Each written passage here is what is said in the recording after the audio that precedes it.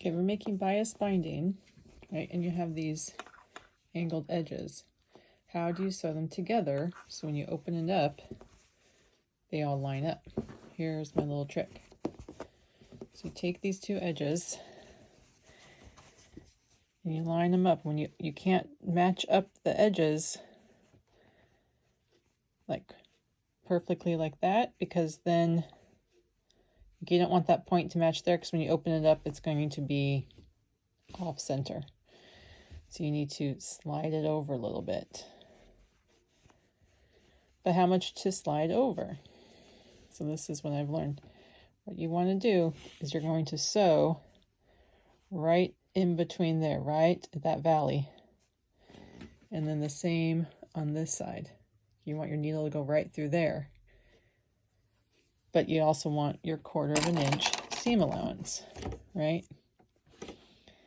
So slide this up and down until when you sew that valley right here between the two fabrics is a 1/4 of an inch away from this edge. Okay, so here's this valley right there. You want it a 1/4 of an inch away from there.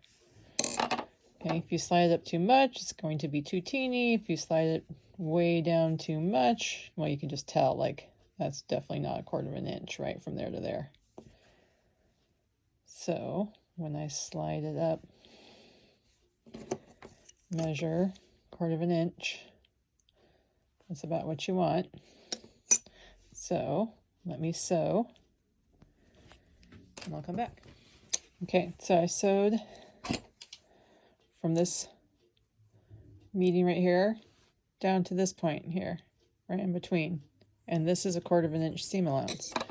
So when I open it up, you're going to have the dog ears to trim, but it's level here and it's level there.